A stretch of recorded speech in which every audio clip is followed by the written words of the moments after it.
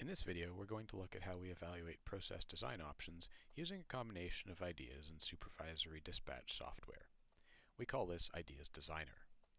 We start here on the simulation control page, which we're going to use to launch the model in the background. Now we're just waiting for the model to confirm that it's running, and then we can proceed.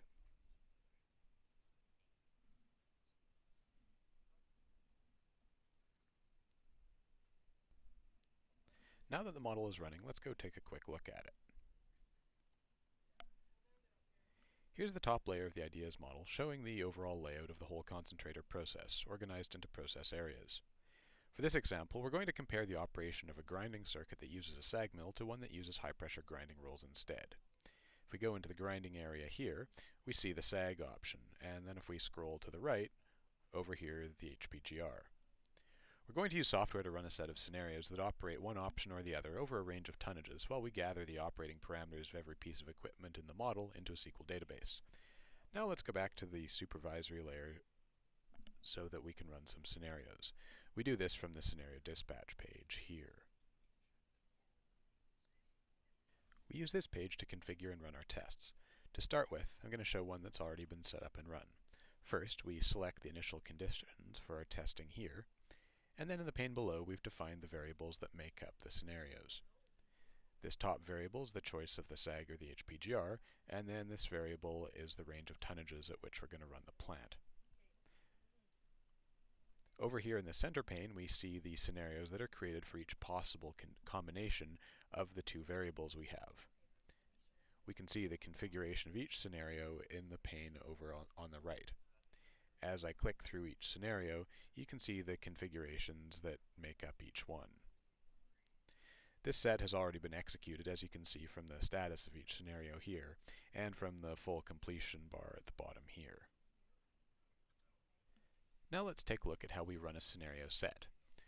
We'll select another one here that hasn't yet been run, and you can see that this set has a lot more scenarios than the first one I showed. Now we just click the Run Analysis button and we wait.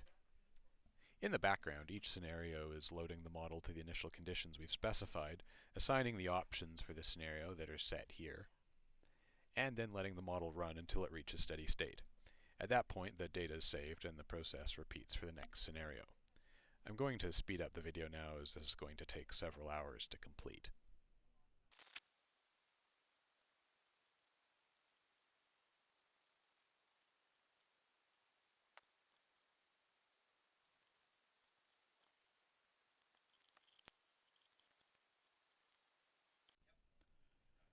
While that keeps running, let's go take a look at the results of the scenario set that's already complete. For the comparison of the SAG and the HPGR options, let's look at the total energy usage of each option. From the model, we're extracting the power of each motor for each scenario, which you can see here. We're then summing the power to get the overall plant usage here, from which we can make this report. In this chart, the SAG options are the 5 on the left side, and the HPGRs are these over here. We can see that for corresponding tonnages, the HPGR option uses less power. At maximum tonnage of 12,000 tons per day, the HPGR is using about 11.9 megawatts as opposed to 13.7 for the SAG option.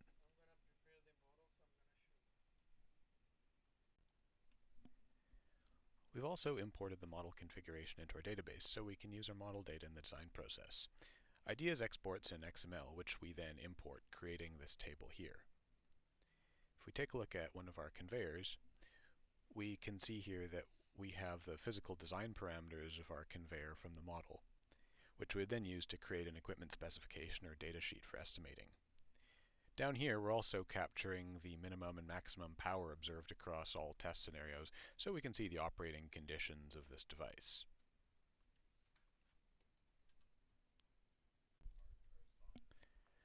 We can go into even more detail reviewing the operating parameters of the process. In the model, we've placed analyzers on the flows in and out of each major piece of equipment.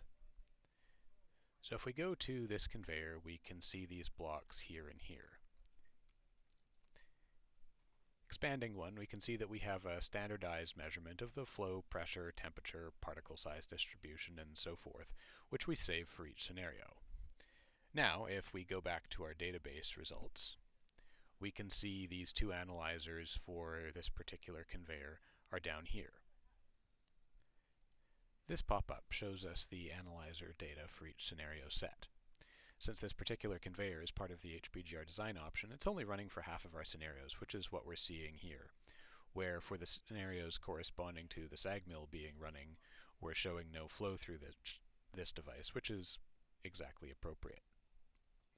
If we take a look at a different device which is farther downstream in the process and is running under all of the scenarios we have, like this flotation cell for example, we can open it up and then we can actually plot a comparison between any of the analyzer values we have over the complete range of the scenarios that we've run, which is what you see here.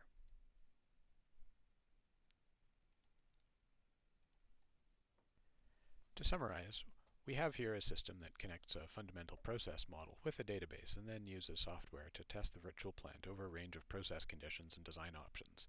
That allows us to do robust design analysis with very little human effort.